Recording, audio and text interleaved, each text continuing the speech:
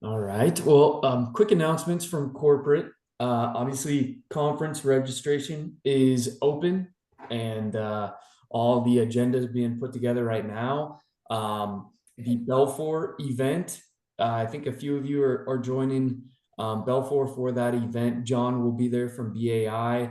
That registration is officially closed, but if there's any last minute stragglers that want to join. They said that's okay. So just reach out. But that event's going to be toward the end of October. And then we have one more larger virtual event as a network that's going to be just before Thanksgiving in November. And that is going to be one more virtual speed networking session with brands and brokers. So I know a lot of people enjoy those. We'll have one more before the end of the year. You've probably noticed, but there's quite a few new brands coming on board. Um, we just kind of started this big rush right now. So please stay really in tune on those sneak peeks. We've got some really great franchise companies coming on. We're bringing on all of Rep'em Brands franchises under their representation. That's a really respected FSO that's out there. They have a lot of really good concepts with them. But there's probably a dozen more that will come down the pipeline throughout October. So a lot of new brands coming on board. So try to stay up to speed with that. We've got a few new suppliers coming on board as well. So a lot of activity on that side of things. And other than that, it's just getting into October, which is kind of crazy, but time to kind of start putting together your plan for 2026. What are your goals? Reflecting back on this year, did you meet this year's goals? I know a lot of long sales cycles with candidates for everybody. That's kind of the unanimous report across the board. But we'll be doing our own planning as far as BAI goes over the next month. And so if there's any topics you want to see covered, any new ideas you have for tools and resources, this is where we really start to put the plan together for next year. So don't be shy, reach out with anything if it's related to FriendLink or new tools and resources, even suppliers or brands you're aware of, bringing those on board. Now is the time to make those introductions and voice those ideas, because we have a lot of moving parts right now as we put together a plan for 2026. But some good ideas on the table, and excited to put some things in motion for next year. So, all right. Any questions on any of that before we get started? Keith, isn't there another event in a couple weeks for with Naturals to Go that a bunch of us are going to? Yeah, that was more. They just invited a handful of brokers to that. It wasn't like an open Okay. invite type of thing. But I know Brandon and Rich will be All attending. right, sorry. Maybe I shouldn't have said anything. Yeah, no. I think they invited most people, in the president circle, or Yeah. anyone that's ever closed a deal with them. Basically, is who they looked at. So, yeah, that's gonna be like a day after, or 2 days after Belfour. So another event there, and then yeah, we're planning some things for next year too. Do some more like localized events. And if there's any golfers in this group, reach out to me after this. We're putting together a pretty cool little side event before conference next year. So if you're interested in golfing with some franchisors not attached to conference, just shoot me a message afterwards. We're kind of putting plans together for that. All right, no worries, Matt. I'm recording this because a lot of people want to check out what our guest here has to say today. So good transition. Many of you probably worked with Luther and Lanard before, or introduced your candidates to their firm. But great franchise attorneys that we worked with for a number of years. And as you probably heard, there's a lot of rumblings about new legislation that's going to affect franchising and might even affect more directly affect brokers. And so today, Doug Luther, who is the one of the partners at Luther and Lanard, is going to be presenting on just kind of a legislative update on the happenings in the franchise world. He's got a slide deck to get through, but if you guys have questions as we're going along, feel free to chime in, unmute yourself, type it into the chat. I'll keep an eye on that. And if you do have to hop off, like Matt, like I said, this is being recorded, so we'll be happy to share with everybody afterwards. But Doug, thanks for cutting some time out to join us today. We really appreciate it. It's always good to know these things kind of heading into a new year, what's on the horizon, what's in the works. So we appreciate your time. And if you just want to kick things off a little bit with kind of your background in franchise law. Yeah, sure. No, thanks for having me, and thank you guys for attending this. Like he said, feel free to interrupt me or jump in with questions at any time. I'm happy to kind of answer questions, and that makes it a little bit more back and forth. So my background is I started out in a large law firm in business litigation. Wanted to kind of find a niche, found a small firm in Orange County, California that did franchise litigation, and I found a lawyer to work for who took every case to trial. And so I wanted to get more trial experience, and I ended up getting a lot of franchise experience from working with them. At that firm, mainly represented franchisors, but also took a couple franchisee cases and started to really enjoy that. I went on to become general counsel of Amada Senior Care, which is in San Clemente, California, and they've been expanding pretty quick, and was there for about 3.5 years as they grew. Had a great time with those guys and really enjoyed kind of learning that side of the table. And then I kind of came to the point where I thought that there was a need for a firm, particularly on the West Coast, for franchisees. There were firms in other parts of the country, but not as prominent on the West Coast. There really was a need for a law firm that was dedicated to franchisees out here. And so I started my firm about 3.5 years ago now. And then we linked up with Nancy Lanard's firm out of Pennsylvania so that we could kind of have coast to coast representation. And we've just kind of grown from there. So now we've got 12 attorneys doing pretty much anything that has to do with the franchisee life cycle, right? So that starts with franchise document review. If it's a brick and mortar, we go to commercial lease negotiations, sales and acquisitions of existing locations, and we handle dispute resolution, so litigation, mediation, arbitration, anything involving a franchisee v. franchisor. So that's probably anything that comes up for franchisees. If we don't handle it, we can give them a referral and help them out in terms of finding someone who can help. But yeah, today I kind of just want to go over some of the legislative changes, particularly focusing on the ones that are more broker facing, so we can talk about things that you guys might be dealing with in the future. Yeah, so let me, should I share the PowerPoint, Heath? Does that work? Yeah, let me know if it's not allowing me to. Okay, perfect.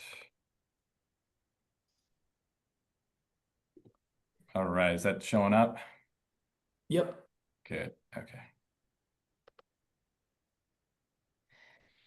All right, so I want to start by talking a little bit about some of the legislative developments impacting franchise brokers. And as probably most of you are familiar with, that there was some renewed, or I wouldn't even say renewed, I would say it's more like a new scrutiny of franchise brokers that came up in the last few years.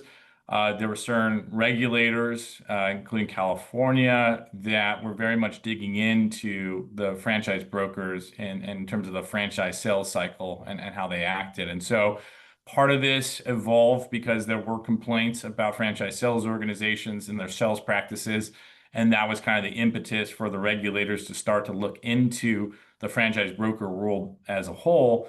And they basically kind of folded in, your guys' role as kind of a matchmaker, and they put that together with franchise sales organizations and said, we're just going to call all those people franchise brokers and come up with regulations that, basically put some limits and controls on what franchise brokers do. The underlying issue is certainly there's been a few franchise sales organizations that have come under heat for fraud issues. And the fact that this has been a typically unregulated area, and having talked to Teresa Leeds, for example, in California, who heads a lot of the stuff in the DFPI, which is the Department of Financial Protection and Innovation. She's also involved in NASA, which is the National Securities Groups of regulators. But the concern was that hey, we don't even know what franchise brokers are doing. We don't know what they're saying to candidates. We're very concerned with if there's kind of fraud issues there that are leading people to get in franchises they shouldn't. So that was the underlying kind of policy rationale that led to this. And I would say really that came more from scrutiny of the FSOs than anything else. There is no federal regulation of franchise brokers, right? So there's nothing on a federal level that says you got to make a disclosure, you got to register, nothing.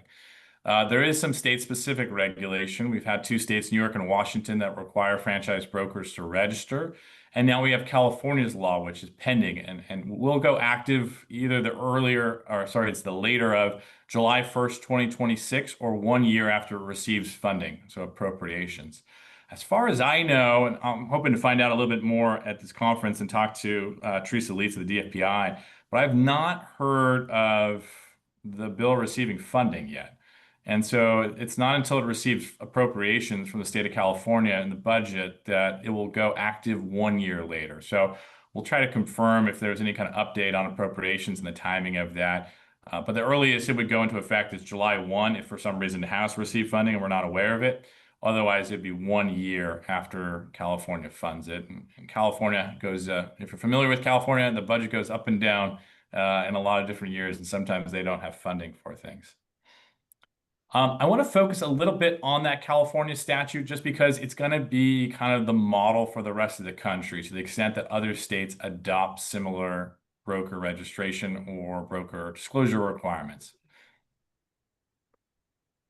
And basically, the one kind of key question that was outstanding at the beginning is the argument of whether franchise brokers actually sell the franchise. And I think that's a valid kind of question mark in this area because, I've talked to a lot of franchise brokers and consultants, and they say, well, look, we are matchmakers. We help people find the right franchise for them. But ultimately, we're not effectuating a sale. It's the franchisor that's actually selling the franchise. And I think that that's legitimate, but I will tell you that the California regulators did not view it that way. The California regulators just say, well, the brokers are part of the sales process. We consider franchise brokers to offer and sell franchises, even though they're ultimately not the one, signing any documents when you sign a franchise agreement. So anytime you're basically offering a specific franchise brand, then you're coming under this law in terms of, once it becomes effectuated, in terms of offering a franchise. And so what the California law does is it establishes two things. One, a registration requirement. So before you offer or sell a franchise in California, you've got to register. And then two, it also establishes a disclosure document. Now, going back to the first part, when would you have to register? Well, typically it's if you're a broker and you live in California, you're very likely going to need to register. Or if you have candidates that are residents of California, or if you have candidates that intend to operate the franchise business in California, right? And so it could be that you are in Utah and you're talking to an Arizona resident, but that Arizona resident plans to open a franchise business in San Francisco. That would technically trigger the registration requirement under this law. So it's really that three-pronged. Are you in California? Are the person you're dealing with in California? Or do they intend to be in California? Those are the three prongs that would trigger a registration requirement in California. And to the extent other states adopt similar requirements, it'll probably be the same.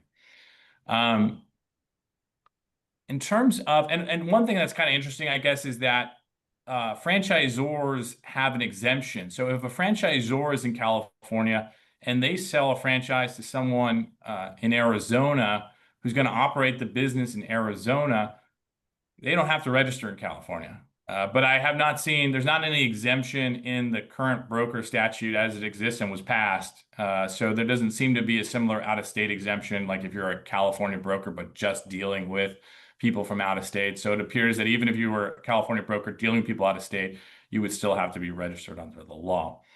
In terms of the disclosure document, I'll just kind of give you a summary of kind of what are the things that go into that, because it's likely to make its way to other states. There's basically a cover page that the department will come up with, and the department puts like warnings on that and things like that. They'll come up with a page that says this is what franchise brokers do, that franchise brokers are compensated by the franchisor typically, and the services they provide are matchmaking, that sort of thing, as well as questions a prospective franchisee might ask a franchise broker. So that's something that department will come up with as a cover page to a disclosure document. And then you'll have to provide a number of things in terms of, if you have a business entity, which many of you operate under, you have to provide that information, the ownership of that entity. If you're part of a network, as you guys are, that as well. And then there's a lot of text here, but basically is kind of models some of the stuff you see in the franchisor disclosure. You're going to have to provide your last 5 years of experience. What have you been doing the last 5 years in terms of businesses, positions? If you have any fraud actions against you that models after the franchisor, if anyone sued you for fraud or any violation of that within the last 5 years. And the industries that you represent, how many brands within each industry, the services you perform, how you're compensated. That's likely to be a range. So it's going to be, we get compensated $20,000 to $40,000, by the franchisor or something along those lines. Whether the broker organization or if you're in a part of an FSO receives consideration.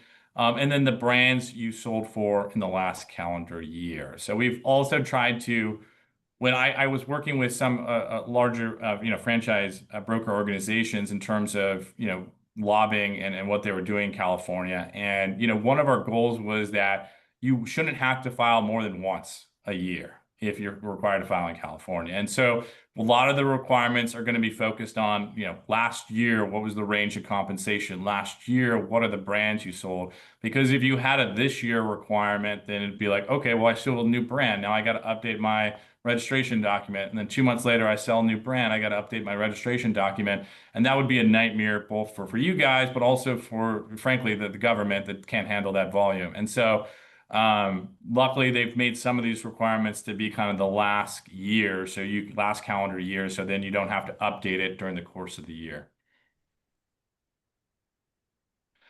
Now, what starts in California often spreads in legislation, particularly in blue states. And so NASA, which is the North American Securities Administrators Association, if you've ever heard that phrase, basically who those people are, it's all these regulators from the different states like California, Virginia, Maryland, Illinois, all the regulators in the franchise space, and they work together basically to come up with proposed legislation.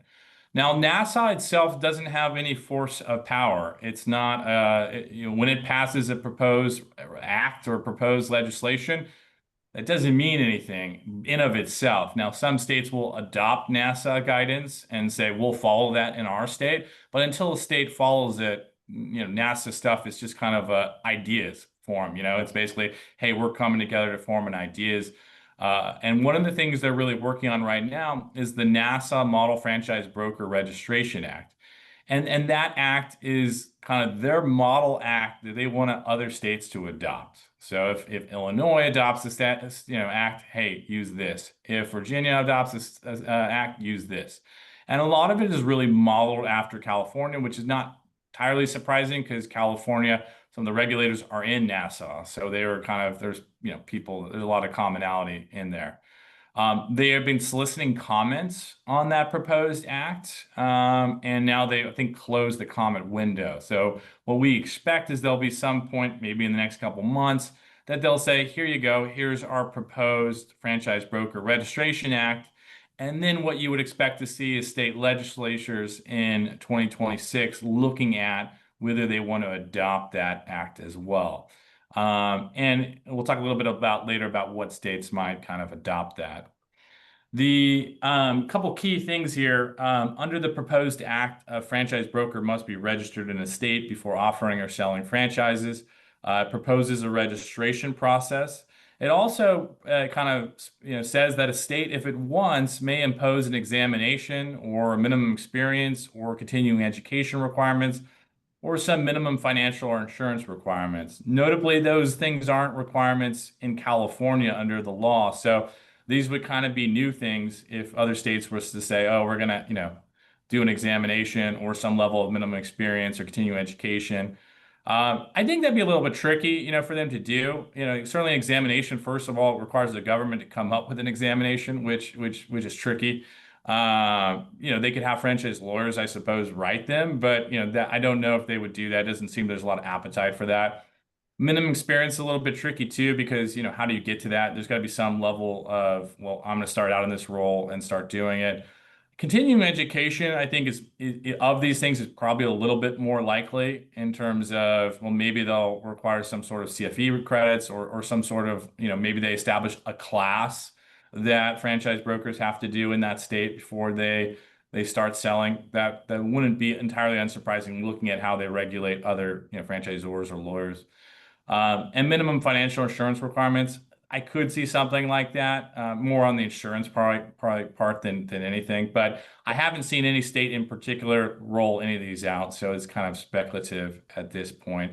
Key thing otherwise is that a state may deny registration, right? So a state could say you're not allowed to sell in the state.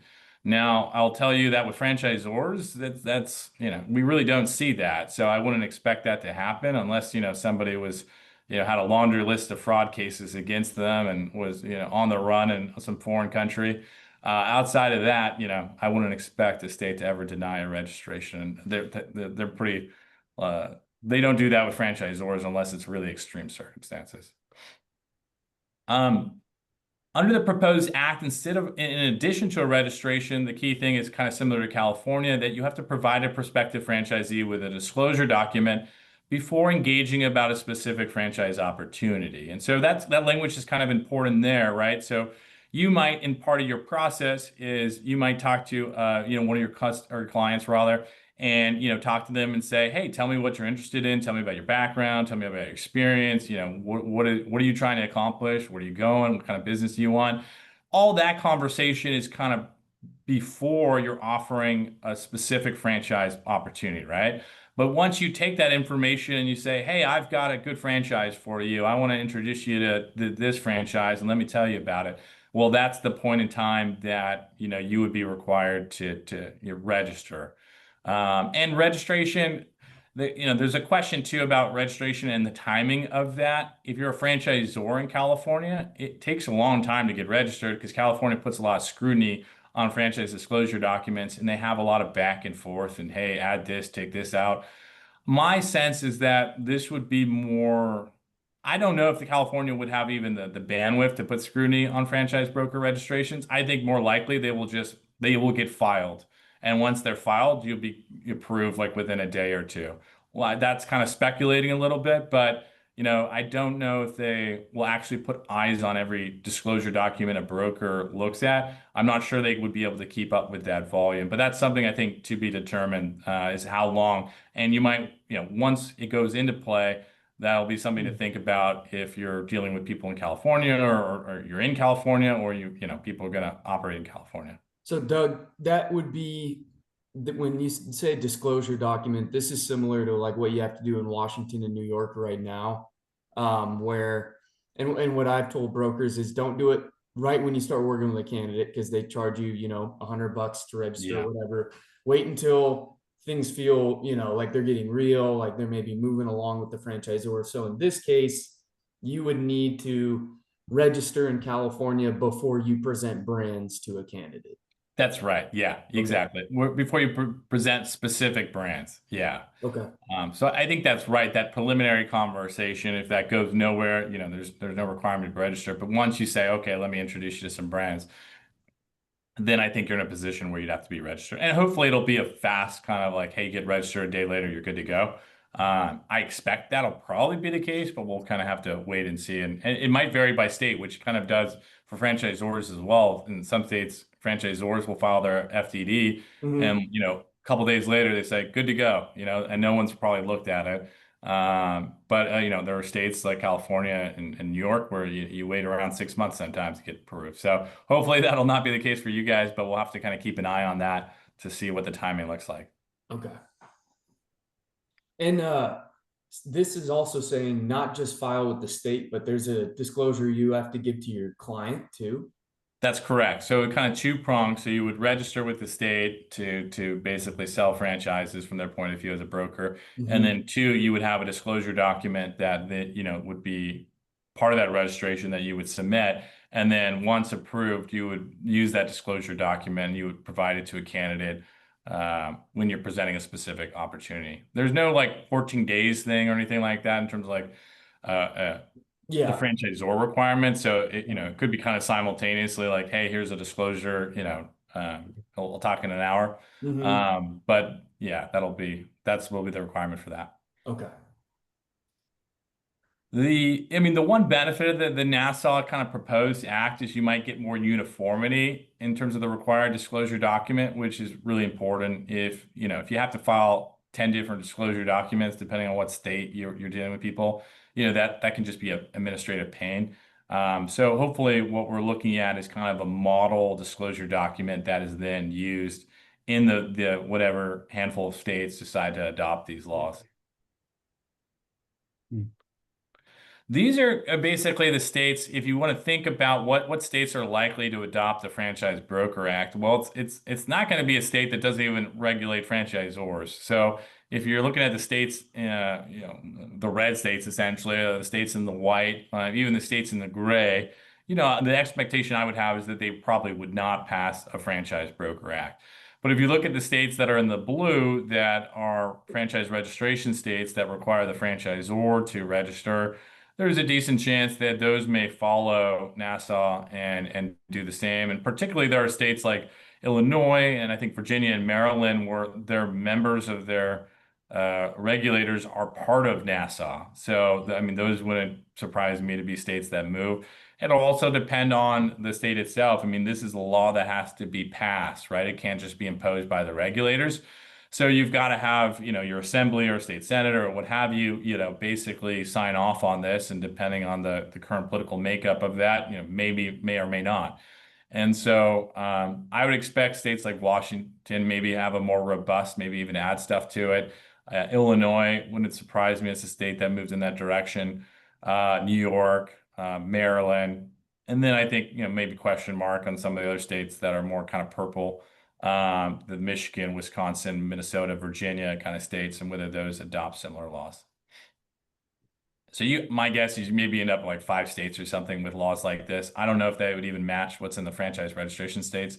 Maybe over time it would, but you'll probably have to see just a few states. My guess would kind of roll it out. The other 2 acts I wanted to talk a little bit about, I don't have slides. I probably should put together some slides on it, are the 2 acts that are being rolled out one by the IFA and one by the AAFD. And so these are both federal actions.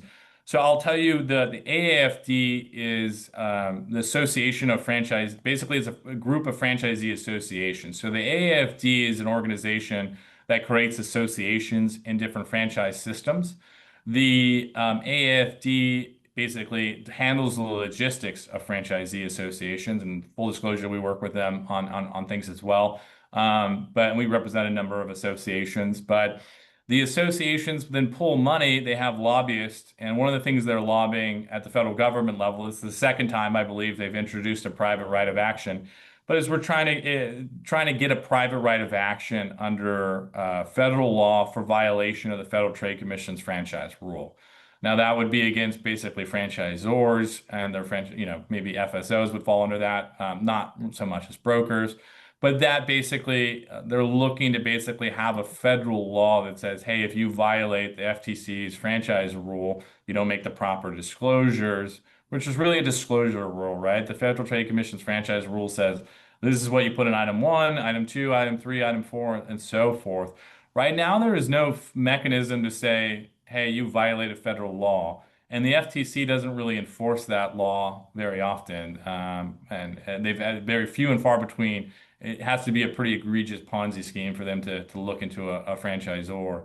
And so there are states that make the federal law actionable. So you have like unfair business practices and deceptive trade practices acts that, and the California Franchise Investment Law, for example, that allows us to go after any franchisor for violating disclosure obligations. So let's say their startup costs are wrong and it takes, 50% more, than what they're saying in item 7.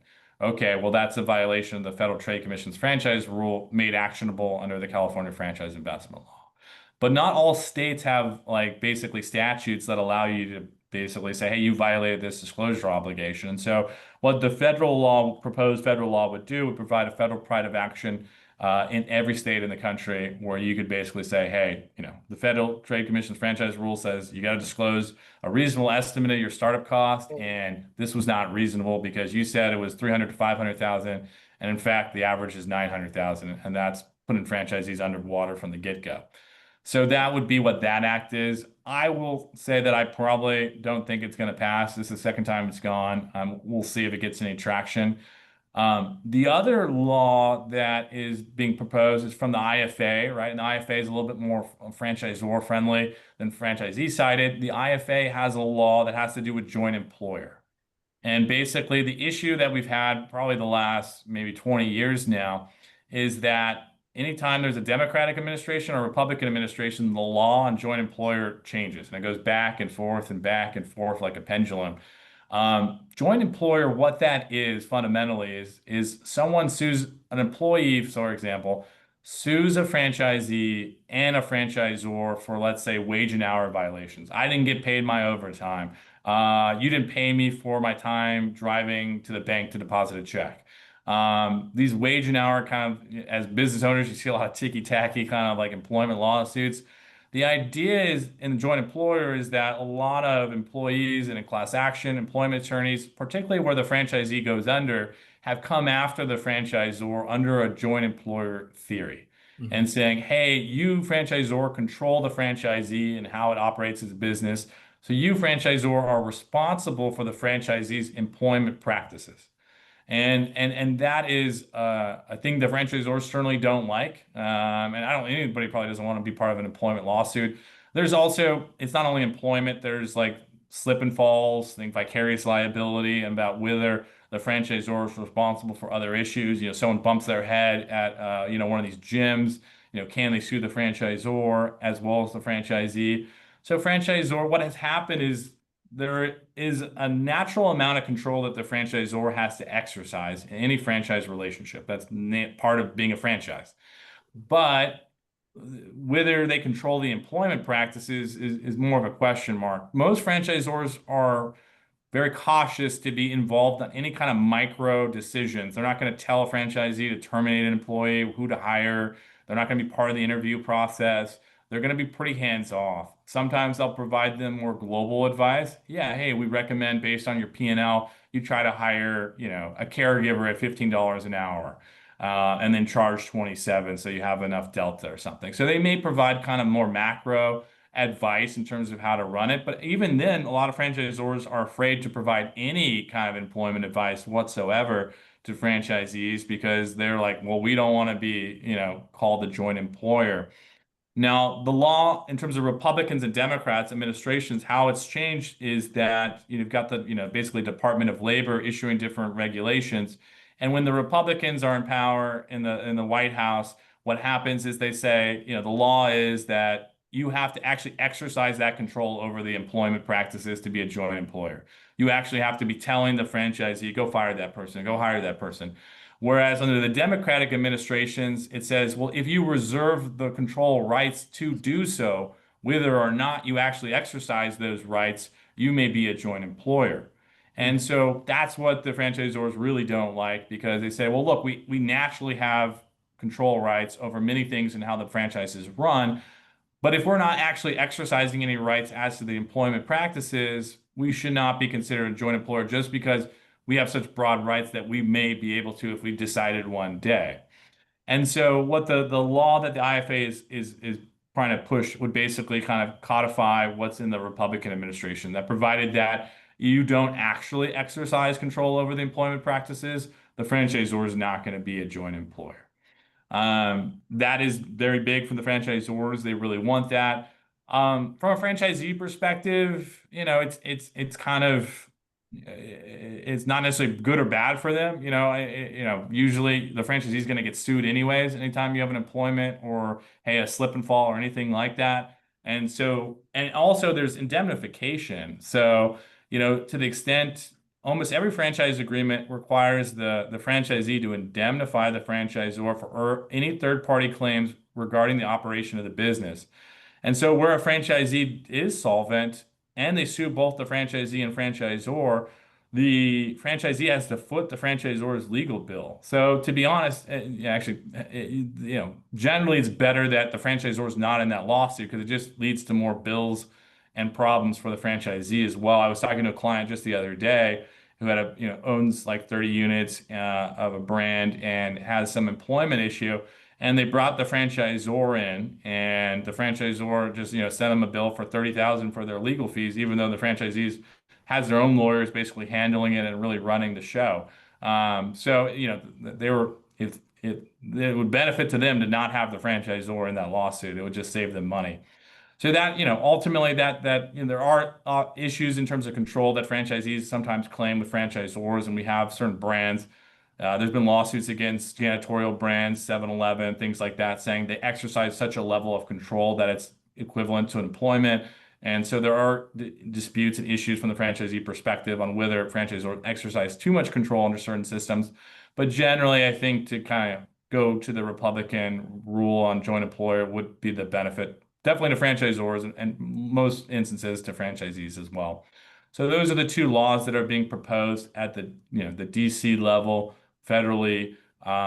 Both are fairly new. Maybe they even get put together, and that'd be kind of interesting. I'm sure if the franchisee groups would support probably the joint employer new law if the franchisor threw their support behind a franchisee private right of action. So there's some possibility that if a law does get passed, that they may kind of put it all together in one and be done with it. But right now it's pretty early in that process, so there's not it's not coming up for vote or anything like that. I don't think it's even come up for a committee vote. So it's to be determined whether those get traction. Doug, what about franchisors that do like they train franchisees employees? Are they kind of signing up for that joint employer if they offer that kind of resource? Yeah, it's definitely a risk from under the current law, particularly when it's a Democratic administration, that would indicate that, and it really even at that point, if they're involved in the training, that they're and let me go a little bit higher up. Like a lot of times, franchisors are involved in training managers, Mm-hmm. and then the managers train the employees.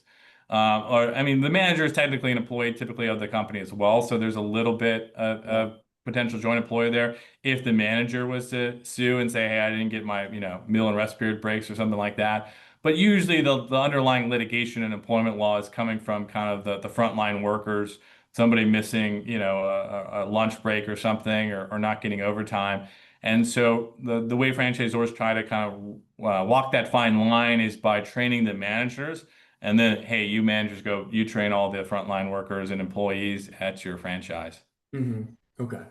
And then I have one question a little less related, but now through our new system, all of our brokers have access to the brand's FDDs.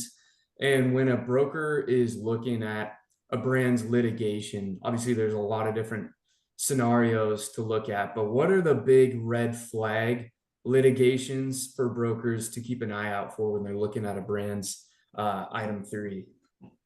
Yeah, I mean, I think a lot of fraud actions is concerning. I think that's where I would be most concerned, particularly if you see a number there that's pretty big, in terms of, The hey, settlement. no one sued us for fraud. We paid them out $1 million.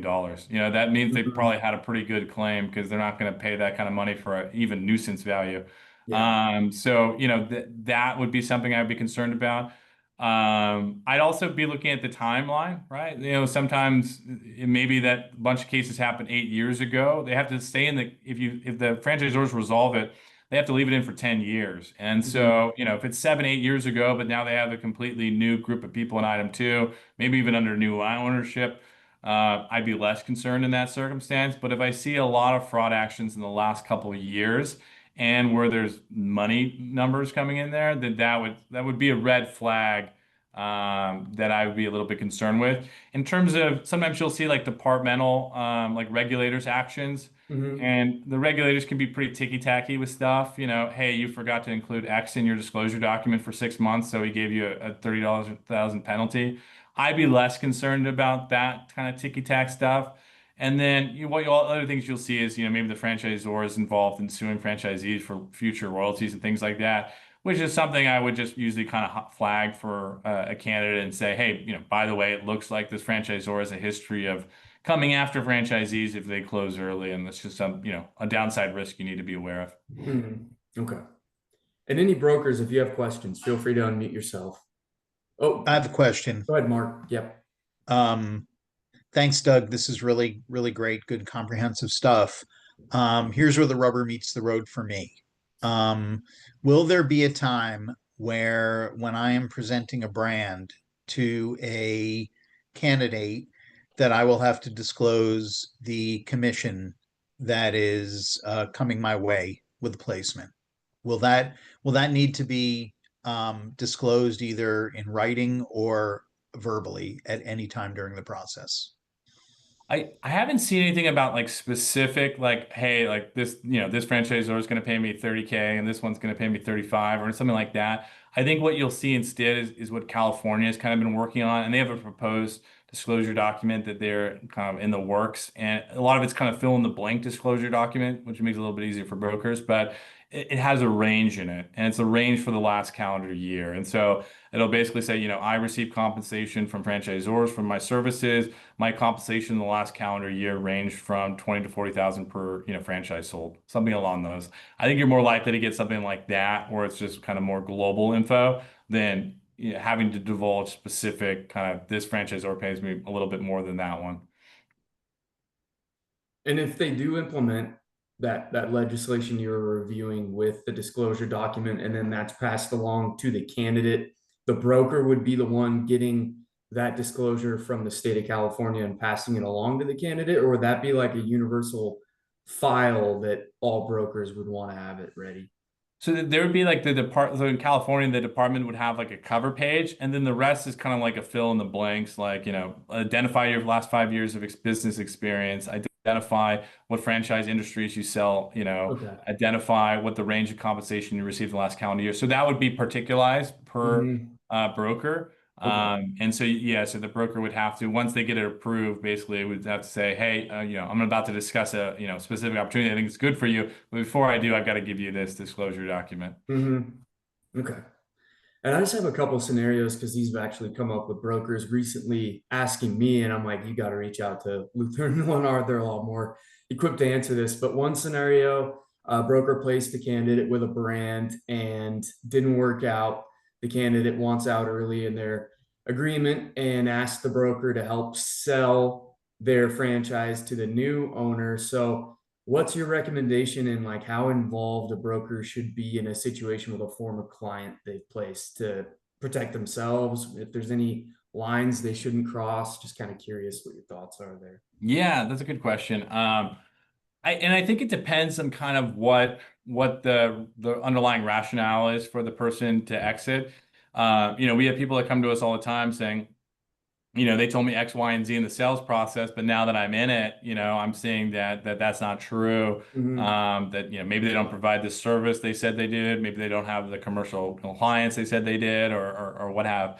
If it's an issue having to deal with fraud, I would say typically, best thing to do is send it to us or a law firm, that basically say, hey, these guys can help you exit, not only exit, but you potentially get your franchise fees back in that circumstance from the franchisor.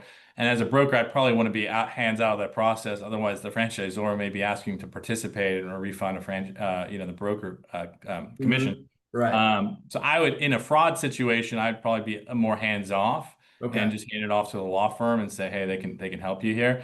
If it's more a situation of, there's no fraud, it's just the person got cold feet, or maybe another opportunity came up to them that's a better option. Maybe they got a W-2 job that is a big one, it's going to pay them a lot, and they're like, I don't want to go forward. Mm-hmm. Then I think, it doesn't hurt for the franchise broker to just connect them back to the franchisor and say, hey, this person got cold feet, they want to move out, can you work with them to resell that location or territory? A lot of franchise systems that are bigger have resales department, so the resale department can take it from there.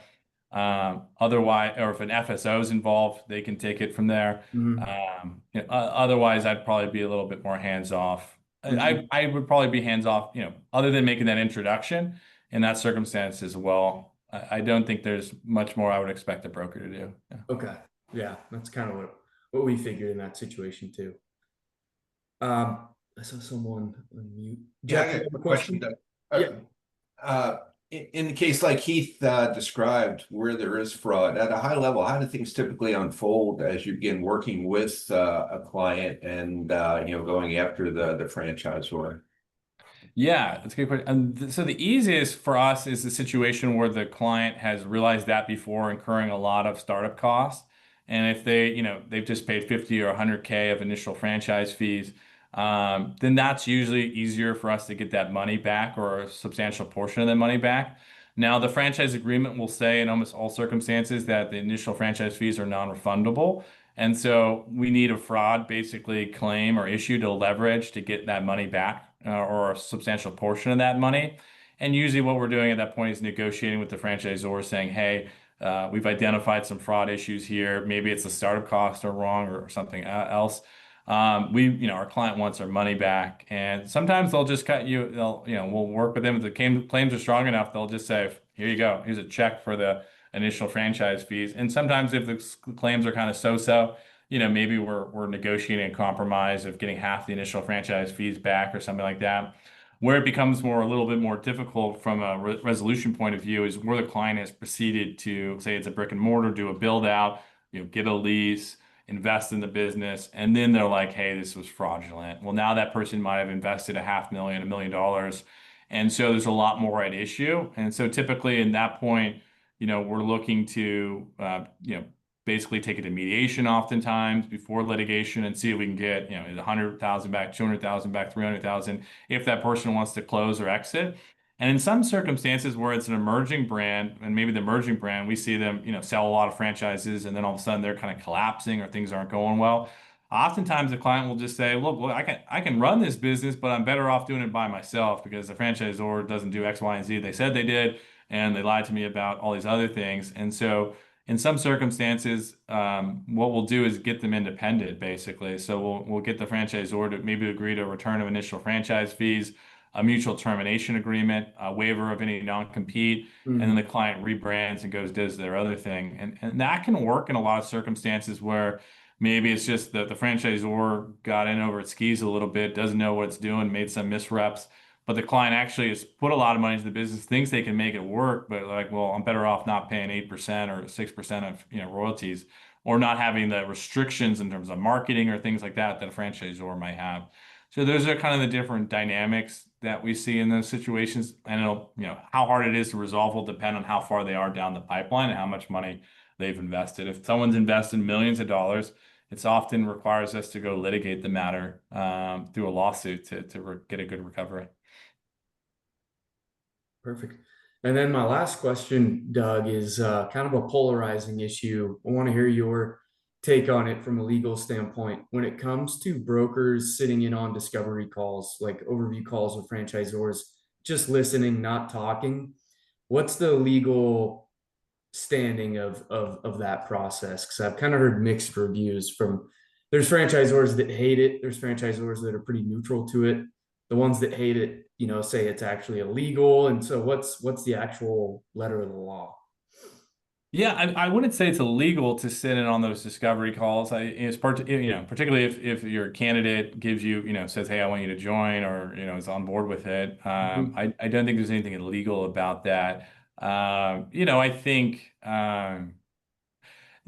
where brokers can get in trouble is basically if you were, maybe really, and I would say brokers outside of FSOs don't get in trouble too often, but it's usually maybe where you convey a financial performance representation. The one thing I would watch out for, and I see these franchisors at broker organizations kind of throw stuff in their speech, and they'll say, oh, don't tell us that, I can't tell this to the franchisees, but here's all these numbers. And I think you want to be really careful not to be like relaying those numbers to the franchisee candidate, because they're obviously trying to, they're trying to impress by giving you nice numbers, but they're not good enough to go on my ting. So that's kind of curious, why they wouldn't go in there, right? And they don't have a legal basis to disclose those. So that's what I'd be really more concerned about with, is just relaying information that is of a financial nature or that touches upon something where that, might go to material to the decision to buy the franchise. But just listening in on the discovery day calls, or some of those intro calls, I don't think you need to. I think particularly if you have a relationship with the franchisor or know them or have had some calls with them, you can have them run with it. But if you just want to like participate in an intro call just to learn more about the brand yourself and learn what they're saying, I think it's helpful. The only other issue I can kind of flag is that if you hear the salesperson making like illegal financial performance representations, right? So they're saying, yeah, you know what, this is a 25% profit margin business. You can get up and running in 6 months, no problem. And then you look in the FDD and there's nothing in item 19. Okay, well now what do you do, right? You're kind of stuck in a rough position because if you don't tell the candidate, hey, like they're not allowed to say that, then they might look back to you later on and say, hey, you never told me, you were on that call. And so I think that's kind of the risk if you're dealing with, somebody, a franchisor that's kind of taking liberties with the law, that you might kind of be stuck between a rock and a hard place in terms of having to tell the candidate, hey, look, I got to tell you, like, they're not allowed to say that, and you can't rely on that. And if you don't say nothing, then if you say nothing, then maybe you're kind of subject to some scrutiny later on. So that would be the risk. So, generally, I know Nancy will say probably not to go on those calls most of the time. But if you want to be on an intro call just to like learn more about the brand, or discovery call to be part of the brand at kind of the outset, I don't think that's wrong, but I think you just got to be careful for anything that they say that's kind of out of bounds. Okay, perfect. And then, we'll roll up on it faster than we know it. FDD season, March, April, May next year. What are the causes of all the delays when it comes to FDDs? But obviously, we know like the deferral state, there's not a lot you can do about that. But like, why does California take so much longer than, Michigan or some of the other states? Like, what is the cause for the delays, and what can brokers tell their candidates, when they're kind of stuck in this limbo to, hey, this is really beyond everybody's control? What's the right way to describe it to a candidate? Yeah, that's a good question. And it really depends on the state and what level of scrutiny they put on the disclosure document. Some states will literally rubber stamp it and without looking at it. And so you get it back in a couple of days. And then there's states like California, New York, Maryland, Virginia, Illinois, where it can be a long time. One thing that also plays a factor in that is it the first time the franchisors got registered in the state? If the franchise, when I was at a modest senior care, California would approve us within like 10 days. And it's just because like they had put a lot of scrutiny on our first couple disclosure documents. And so when I just had a few updates, they were like good to go. And they looked at it quickly and got it back to us. On the same token, I remember we weren't doing New York for a while, and we did New York for the first time, and it took like 10 months. It was ridiculous.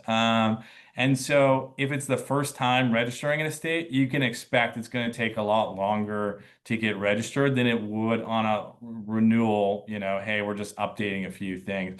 So that plays a role in it. I think with candidates in terms of, I'd say that this is part of the process, that, this is just something we have to deal with, that in certain states, they're going to put a lot of scrutiny on this. Doesn't mean that, one way or another, this is a worse disclosure document or better one. It just means that they're going to require things. We had like one of our disclosure documents, we had just, we had some fluffy language saying good things about the franchisor. And they said, hey, you got to take that out. That's not, that's not part of your disclosure obligations. And you're just adding in fluff. And we said, all right, fine. And so, there's stuff like that where it doesn't mean necessarily that the franchise brand is doing something wrong. It's just that there's a level of scrutiny involved in reviewing those disclosure documents that's higher. And because that, they're at the whims, it also depends on when the franchisor files, right? How timely they are. If a franchisor files their renewal in February, they're going to get approved way faster than if they wait to the very end of April. So, and it's also how diligent the franchisor is in getting to the head of the line, so to speak. Do you think there's ever going to be any like uniformity to the deferral state clauses, like a minimum unit requirement or anything like that? It just feels like it's very, this one isn't. And you look at the two brands next to each other and, they seem relatively similar in size and everything. It feels really random how they select brands for deferral clauses. Yeah, it'll vary by state. I'm sure they talked a little bit about it at Nassau, and so maybe there's some kind of, and some of the regulators do chat, between the different states and things. But my sense is that, you'll have certain states that'll have higher levels of scrutiny and different requirements because of that. Okay. All right, perfect. Any other questions for Doug before we let him loose here? Awesome. Well, thanks, Doug. That was really good information. Excited to share this with the folks who couldn't be here too. Good updates on that legislation and good insight on some of those other issues. So thanks so much for joining us today. And his email's in the chat. If you guys ever have candidates, wanting a second set eyes on an FDD or an agreement, or the bad case where things might not have gone as well, their page is in the supplier link section. You can find their info. A lot of our brokers have used Luther and Lanard before. They do really great work and can help your candidates get some clarity on a lot of issues. So thanks so much, Doug. Yeah, thank you for having me. I appreciate it. Thank you, guys. All right, take care. Bye. Okay, perfect. John, do you want to wrap up with a little exercise here, the last 20, 25 minutes? Actually, I just wanted Just to, conversation, I guess. yeah, whatever, or anything you guys want to talk about. I want to throw this out to you just so you guys know. If you guys are working with clients and they're kind of leaning towards a home-based consultancy, soft services type of a opportunity, and for whatever reasons, the franchise environment, they're a little apprehensive about it, maybe the startup capital or maybe entering a long-term agreement. You guys get those people sometimes, or those executive types where they're kind of toggling between some job opportunities, some consultancy contract opportunities they might have, and they're kind of hedging back and forth and so forth. At any rate, um, those people can potentially be great candidates for BAI brokering. And if you refer them over to us, we'll take great care of them and we'll keep you in the loop of the communication and how that goes. And if they become a broker and do our premium packages, the commission compensation is $10,000. As an example, I've got a broker right now who I know for a fact is going to be receiving a minimum of $30,000 from us just in the last 2 months. Just from prepping some people about this opportunity, thinking, you know what, I think you would really be great at what I do, and referring them over to us. So not bad, finishing the fourth quarter with an additional 20, 30, 40, $50,000 in your pocket for referring someone over to us. And as you guys know, the sales cycle is much, much faster and less complicated than some of the other things that are out there. And maybe that's something to consider too, depending upon how you guys are doing your business. You guys are all different, but one of the advantages of having part of your marketing mix working on these types of brands and networking within these types of professionals that are aligned with this type of business environment can lead to, faster sales cycles. There's less moving parts. And then, of course, they could become potentially a BAI broker. So if you keep your radar out for those opportunities and engage with our team about that, that could be a great opportunity for us to acquire new great talent as we grow, as well as help people, as well as promote the industry, as well as put some money in your pocket fairly quickly without a ton of time or risk involved. So perhaps that's a matter of going back into the database that you already have as well. We could do something like comb back into your old database and invite people to a webinar or something like that, introducing this opportunity to people. So I've got materials that you can send out. We've got digital brochures about the brokering opportunity and some video content and things like that we could share as well. If you want to go as proactive as even kind of mining your old database and seeing if you might be able to extract an opportunity there. So that's just something to think about. If there's somebody you think we should partner on this, please let us know. It could be a win-win for everybody. So yeah, speaking of that, one of our best brokers in the last year, Deb Tandy, was brought to us by Jeff. They were franchisees in the old system together. What was the toy store brand called, Jeff? Yeah, it was Learning Express Toys. That's right. Yeah. And Jeff referred her over. She's awesome. And I know Jeff and her kind of stayed in communication as she got her business going. It really helped her out. So our best brokers come from other brokers, like hands down. That's our best quality lead pipeline. And Jared mentioned kind of a trait of thinking of candidates who might be a good fit for BAI. If you had those candidates that loved looking at brands with you and talking about franchises, but never actually settled on particular brands, and they have the business acumen, those are really good candidates to talk about, being a broker, because they get to explore all those opportunities and present them to other people. So, and we have some really good collateral you can use if you want to do something like John talked about, do a blast to your database. We would be happy to kind of collaborate with you to put together some good content and key points to catch people's attention. But yeah, we've just had some really good quality people brought on over the last year from existing BAI brokers. So we found that's a good sweet spot to keep building the network with really good, strong individuals. And I know Tammy just referred somebody over that you guys are working with too. Sorry you joined late, Tammy. Doug kind of wrapped up his presentation, but I did record it today. So I'll post that in the President Circle group, and you can check out the all the updates on the legal side of things there. I was curious to ask everybody, and you guys have any other types of experts or specialized, knowledge people, like we just received today from the legal perspective, but is there any other areas that you think we could bring some experts to you guys, whether it's in specific marketing things, like whether it's social media or um, you know, I don't know, other types of technology or AI or anything that you think that is really particular specialized knowledge that you think we could be a little more proactive about and introduce you guys to some insights on how it relates to our world. Anything comes to mind?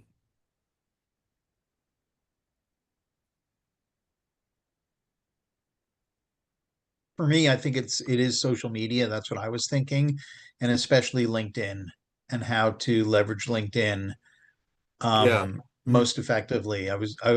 It's crazy because when I see someone in my LinkedIn database, when they post that banner open to work, I always go after them, right? I always say, I see you're open to work. You had a great run wherever you were at, yada yada. yeah, Let me know if you want to talk about this. The problem is I can't find a filter on LinkedIn to like just do a kind of a blanket communication to those kind of folks. yeah, So like what are some of the tricks and tactics that you can use in yeah, LinkedIn to You get to mean, those and people? you mean more organic LinkedIn, right? Not like hearing how does a paid company mine leads yeah, Right. from LinkedIn, but how are people utilizing the tools Mhm, that exist in front of them on LinkedIn mhm, to mhm, generate leads? Okay. yeah. mhm. That's a good one. Mm-hmm. Love it. Yeah, yeah, yeah. And by the way, I'll say, on the other side of social media, like for example, Facebook, you guys can create a group, right? And that's something to think about too. And sometimes we kind of look for places to network, like because we kind of take this same mindset that we have when we network in the old school way, go into events and networking and chambers of commerce and those types of things. And we kind of take that same mindset to social media where we're looking for some event to go participate with.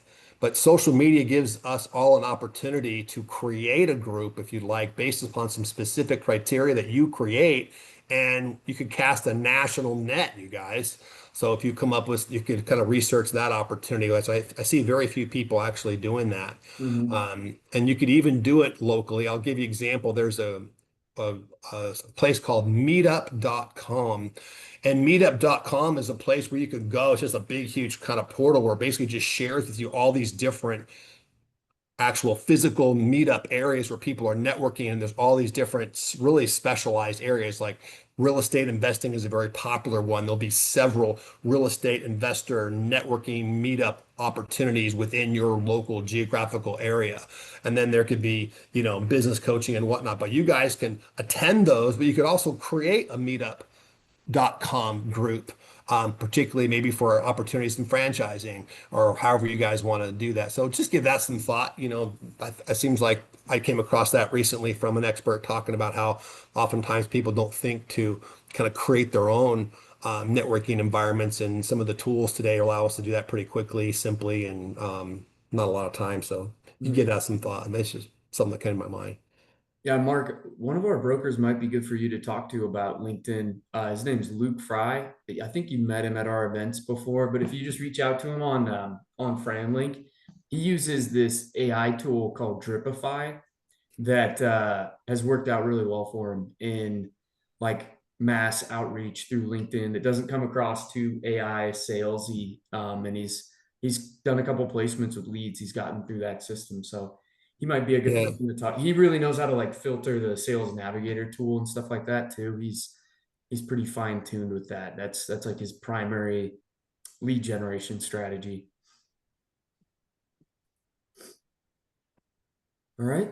All right. Thank you, guys. Perfect. Well, thanks for joining us today. Hope the info was helpful, and all the things he's mentioning, we're also well aware of what's going on legislatively, so we'll always be ahead of the curve. When there is a day where you need to register in California, we'll make you well aware. We'll have a section for it in FranLink, just like we do for Washington, New York, but always good to kind of hear updates on where the what the status of those bills are. So yeah, we'll see you next month for more of the one-on-one kind of coaching format call with just the individual groups. So thanks everybody. Thanks. Have a great day. Have a good week.